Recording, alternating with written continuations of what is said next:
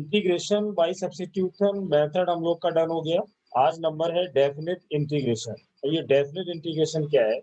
पिछले वाले इंटीग्रेशन में हम लोग ये पढ़ रहे थे कि अगर लिमिट ना दी जाए तो इंटीग्रेशन कांस्टेंट सी को लिखा जाता है।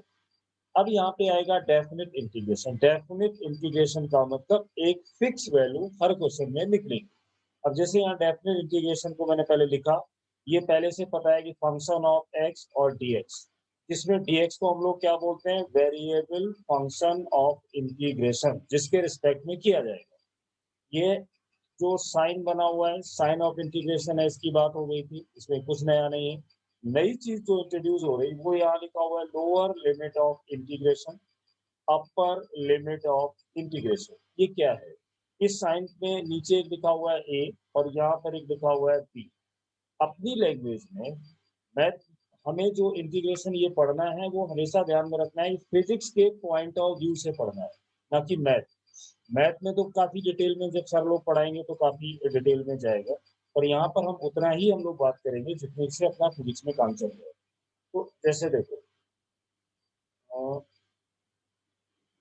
एक से हाँ, यहाँ पे अब ये लोअर लिमिट अपर लिमिट का क्या चक्कर है? जैसे मैं कभी सबसे पहले हम लोग सीखेंगे कि लिमिट को सॉल्व कैसे करते हैं, फिर मैं तुम्हें ये बताऊंगा इस लिमिट का यूज क्या है, क्यों पढ़ाया गया। जैसे मान लो मैंने आपसे बोला कि एक एक्स डी एक्स लिखा हुआ है, ठीक, और यहाँ पर एक लिमिट है 1 और 2, ऐसे कुछ लिखा हुआ है।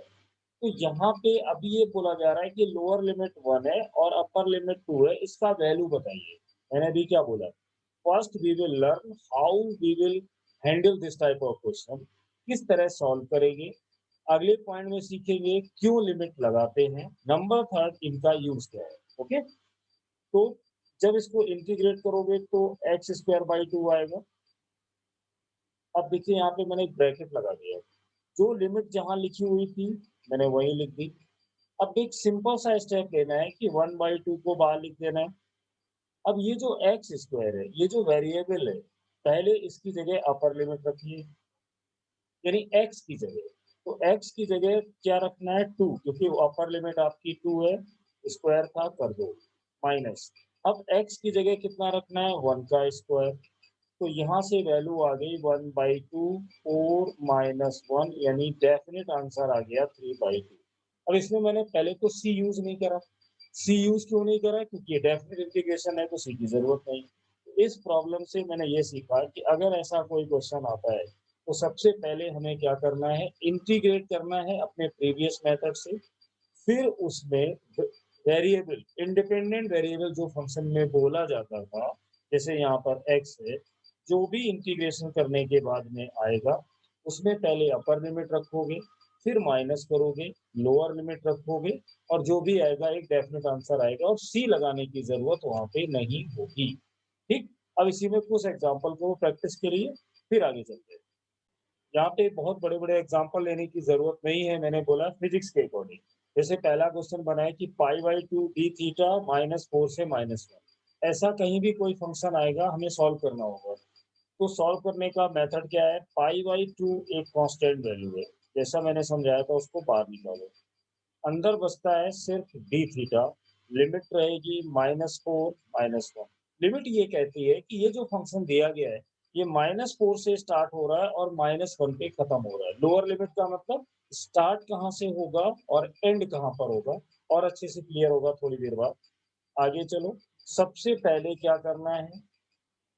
जो डी थीटा है उसको इंटीग्रेट करना है। तो डी थीटा का इंटीग्रेशन होगा थीटा, लिमिट क्या है? -4 -1, लिख दिया। आगे चलने के बाद पाई/2, यहाँ पे समझना रूल है upper limit minus lower limit, मतलब जो ये इंडिपेंडेंट वेरिएबल है इसकी जगह पहले अपर लिमिट रखिए। अपर लिमिट कितनी है? -1। तो थीटा की जगह क्या लिखा जाएगा? -1। फिर फॉर्मूले का माइनस आया, फिर इस थीटा की जगह क्या लिखना है? -4, और ये था माइनस। ये माइनस कभी कभी बहुत परेशान करते हैं, तो अच्छे से ध्यान रखना है। अब इसको जब सॉल्व करोगे तो कितना आएगा? पाई/2।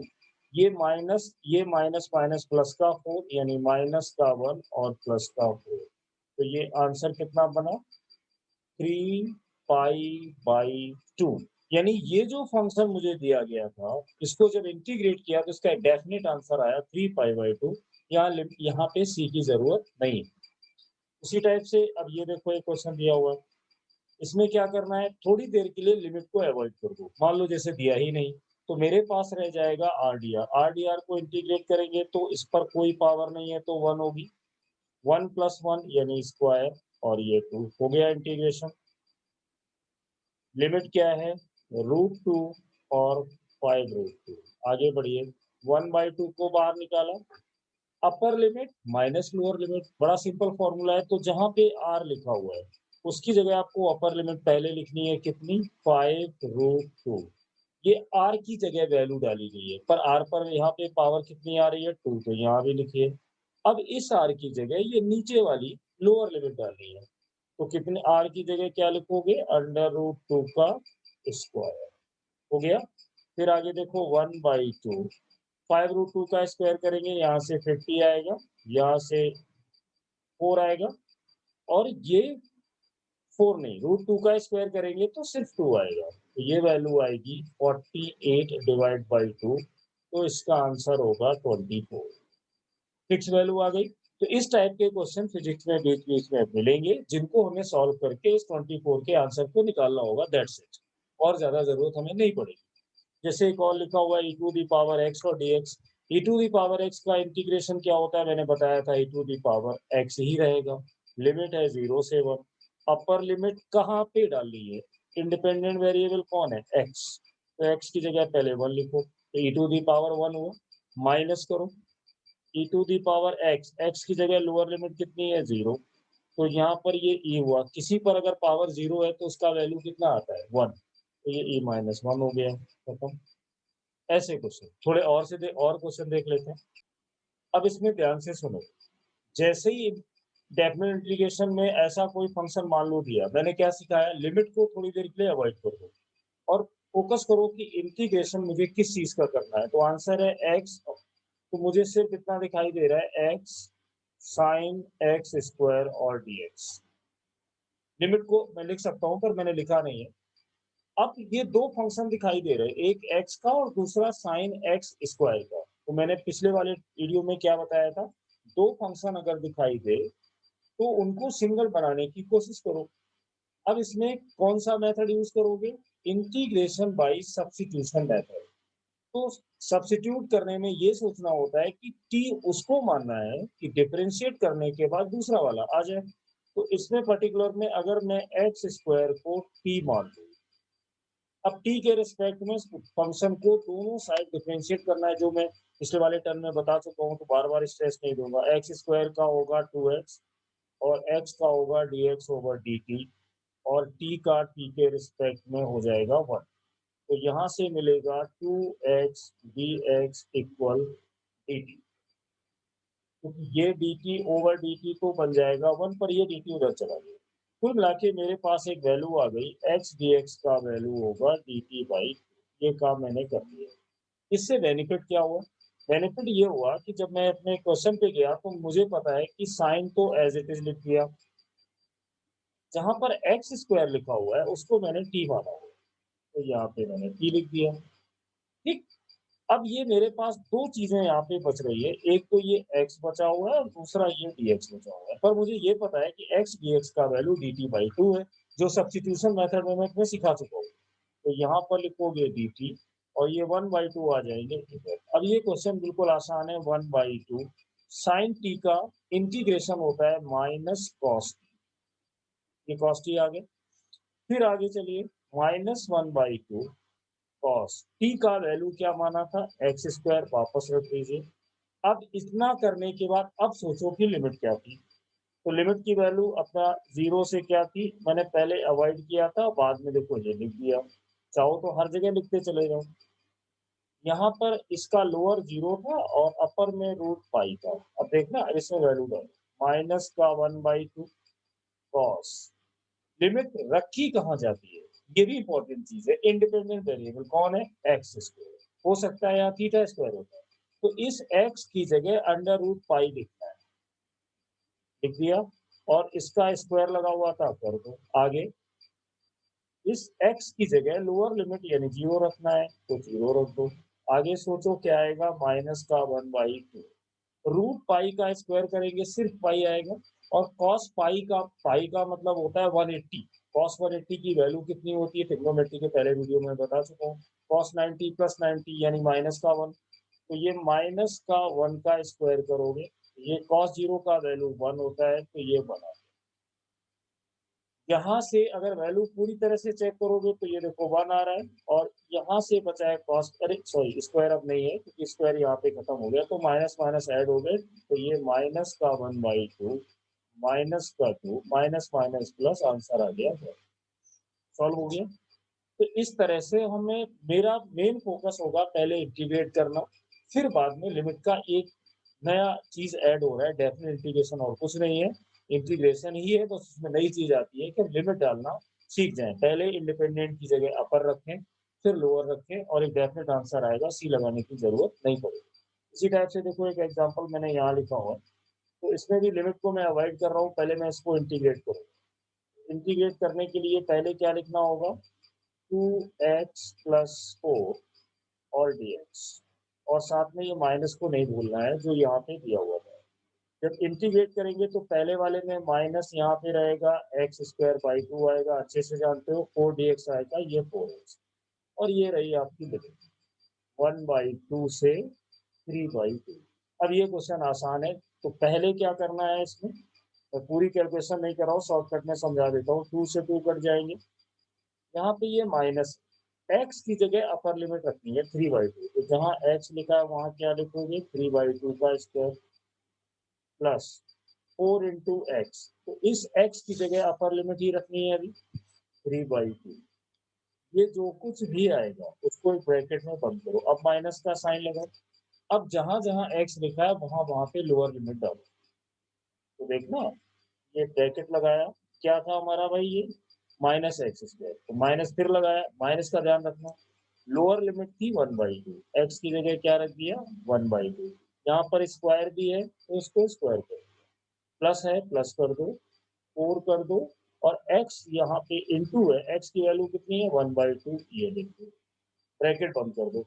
अब क्या करोगे, इस पूरे वैल्यू को सॉल्व करोगे, इस पूरी वैल्यू को सॉल्व करोगे, दोनों को माइनस करोगे, जो भी आंसर आएगा वो डेफिनेट इंटीग्रेशन आ जाएगा। तो ये था एक डेफिनेट इंटीग्रेशन हम कैसे करें।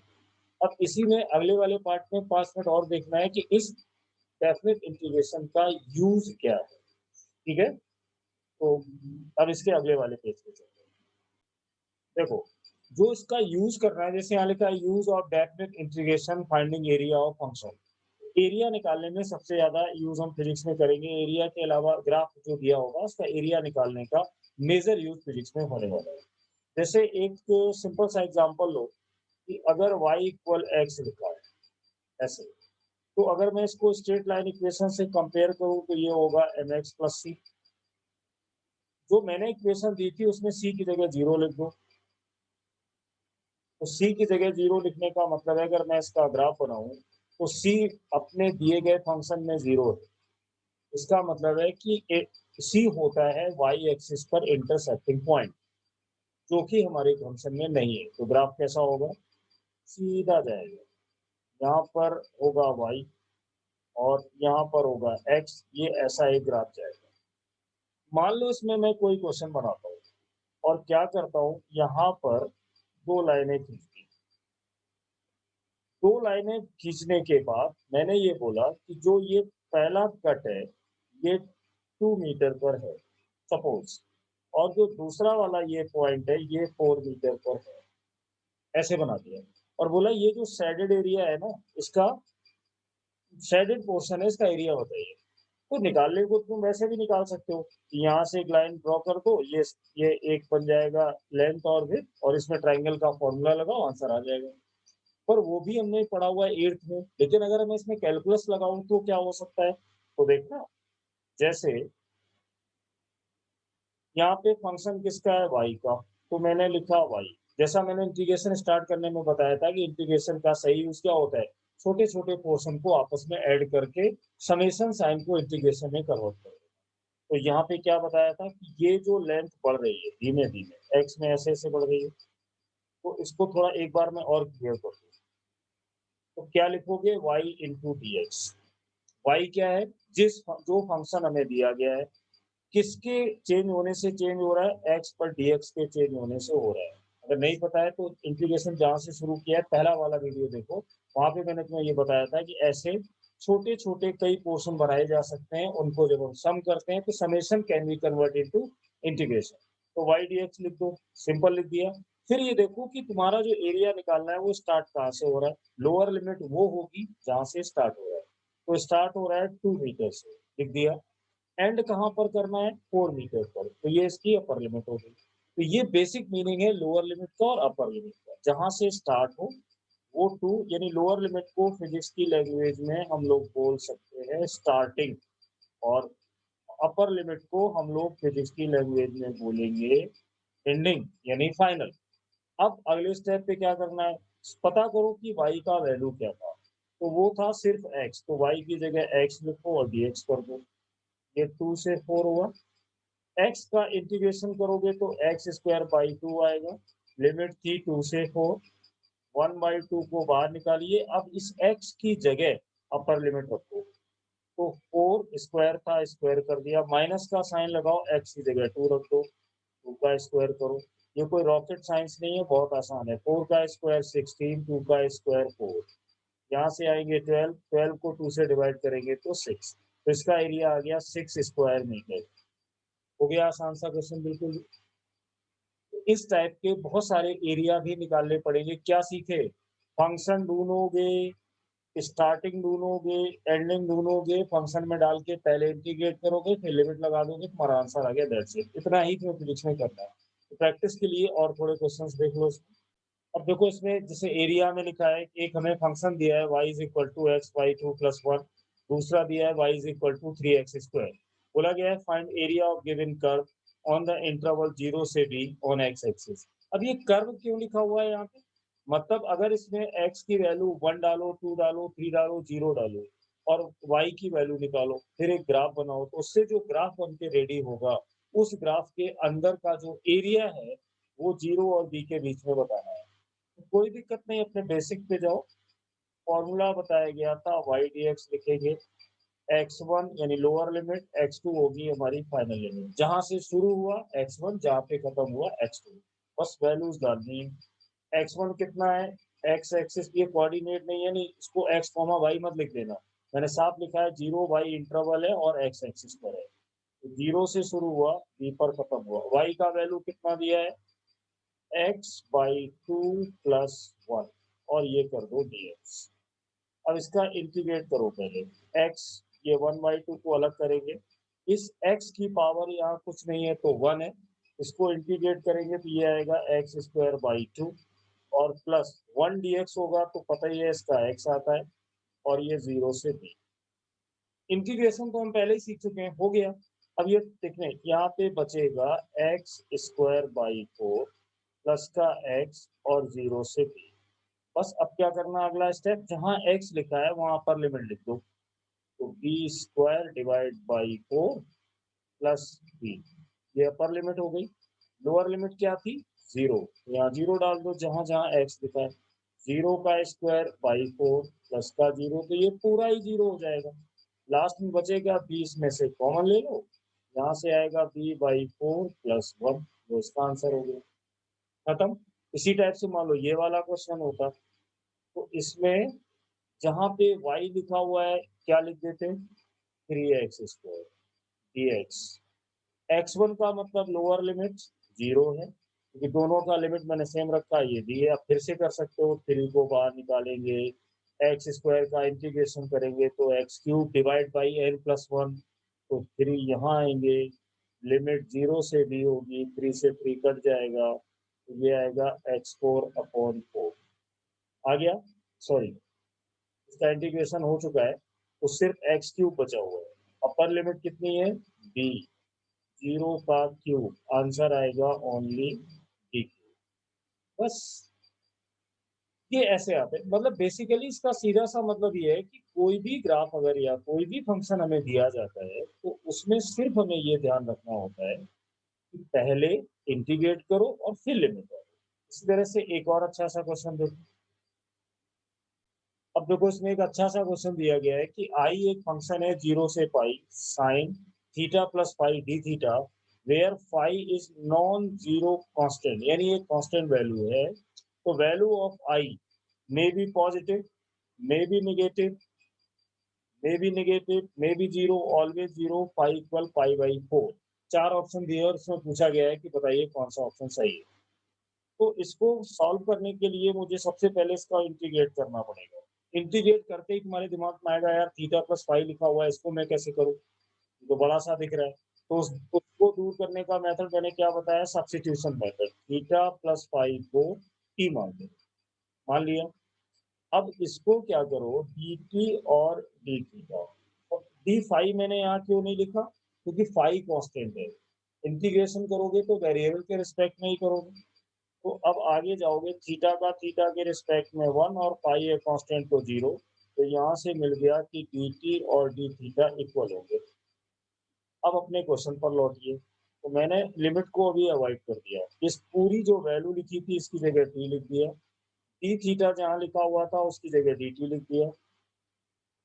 और सबसे पहले इसको इंटीग्रेट करो। जब इसको इंटीग्रेट करोगे तो ये वैल्यू आएगी कॉस, साइन का इंटीग्रेशन होता है माइनस कॉस टी।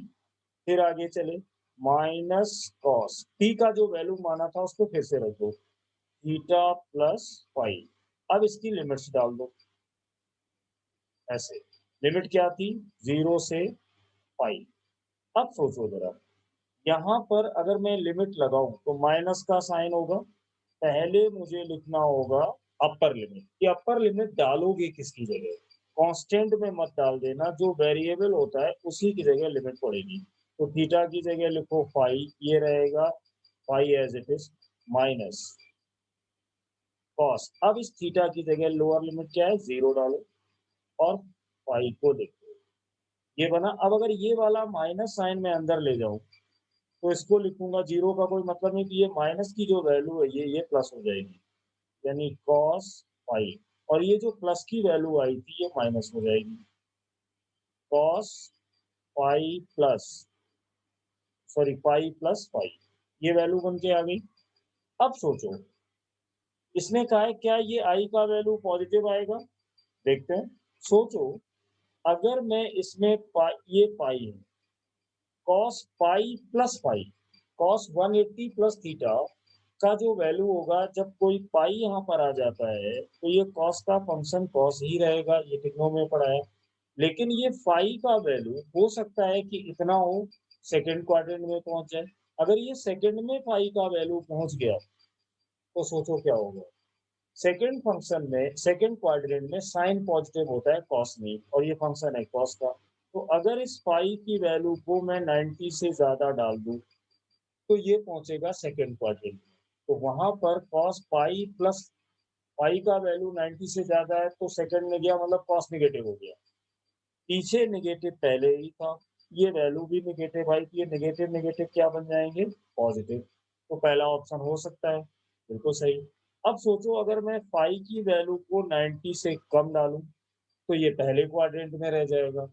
तो कॉस पाई पहले क्वाड्रेंट में रहने का मतलब क्या है?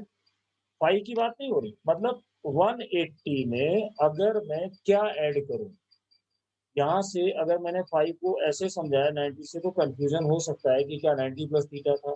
पाई का वैल्यू होता है 180। और एक बार देखो, अब अगर ये थीटा का वैल्यू मान लो 30 डिग्री है, फाई का वैल्यू तो मुझे दिया नहीं है, मान लो मैंने इस फाई की वैल्यू को 30 डिग्री लिया। तो जब मैं यहाँ 30 रखूंगा ऐसे तो ये कितना हो जाएगा? 180 प्लस 30, 210। तो 210 किस क्वाड्रेंट में होगा? ये होगा फोर्थ क्वाड्रेंट। और फोर्थ में कॉस पॉजिटिव होता है। तो कॉस की वैल्यू अगर ये पॉजिटिव आएगी तो ये माइनस साइन बना रहेगा। तो हो सकता है कि वैल्यू नेगेटिव आ जाए। और अगर यहाँ पे ऐसा करें कि जो ये फाई है इसको मैं 0 डाल दूं या मैं इसको 90 डाल दूं, मान लो मैंने इस फाई की वैल्यू को 90 डाल दिया, तो कॉस पाई प्लस 90 यानी ये आएगा कॉस 90। कॉस 90 का वैल्यू कितना होता है? 0। मतलब कहने का यहाँ पे साफ है कि जो कुछ भी वैल्यूज यहाँ पर आएंगी उन वैल्यूज को फाई पर डिपेंड करेंगी। अगर फाई का वैल्यू फर्स्ट में जा सकता है, फाई की ऐसी वैल्यू लो कि थर्ड में आ जाए, हो सकता है ऐसा लो कि 90 आ जाए, हो सकता है ऐसा है कि फर्स्ट में ही रह जाए। तो इसमें सारे चांसेस हैं कि ये पॉजिटिव भी हो सकता है, नेगेटिव भी हो सकता है, जीरो भी हो सकता है। और इसने कहा है कि ऑलवेज जीरो होगा अगर फाई की वैल्यू पाई बाई 4 रख दी जाए। तो जो मैंने आंसर निकाला था, अगर मैं cos पाई की जगह पाई बाई 4 रख दूं, रख दिया, माइनस यहाँ पे cos। अब देखिए ये आया था अपन लोग के पास, पाई का मतलब होता है 180 और पाई ये कह रहे हैं कि 45 रखो। चलो मैंने रख दिया 45। 45 रखने से क्या हुआ, cos पाई बाई 4 का वैल्यू कितना होता है, थोड़ी ऊपर से जगह बना देते हैं। ये अच्छा था ये। अब देखो cos पाई बाई 4 जो लिखा हुआ है इसका वैल्यू होगा 1/√2, है ना, माइनस। अब ये लिखा हुआ है cos 180 प्लस 45, तो इसमें 45 ऐड करेंगे तो थर्ड क्वाड्रेंट में जाएगा। तो cos का फंक्शन रहेगा तो cos, लेकिन थर्ड क्वाड्रेंट में जाएगी वैल्यू 225 की, जहाँ पे 10 पॉजिटिव होता है। लेकिन cos तो ये नेगेटिव करना पड़ेगा cos, और वैल्यू कितनी आएगी cos 45 आई। तो 1/√2, ये माइनस माइनस तो हो गए प्लस, cos 45 का वैल्यू हो गया 1/√2, तो आंसर आ गया 2/√2। जीरो तो नहीं आया। इसने कहा था ऑलवेज जीरो होगा अगर पाई बाई 4 में, ये तो नहीं हो रहा है तो फोर्थ ऑप्शन नहीं होगा। मतलब इसमें समझाने का एक सिंपल रूल था कि जो फंक्शन हमें दिया था पहले इसको इंटीग्रेट करो, अब तब ये समझ में आएगा कि कैसे सॉल्व करोगे। तो ये था अपना डेफिनेट इंटीग्रेशन का डिस्कशन। और अगर इसमें लास्ट वाले क्वेश्चन में कोई डाउट रह जाए तो कमेंट में नीचे लिख देना कि इसमें डाउट है, तो अगले वाले वीडियो में मैं इसको रिपीट कर दूंगा, ठीक है। और अब जो वीडियो अपलोडिंग होगी वो होगी वेक्टर एनालिसिस, मैथमेटिकल टूल जितना फिजिक्स में मुझे चाहिए था अभी फिलहाल वो कंप्लीट है।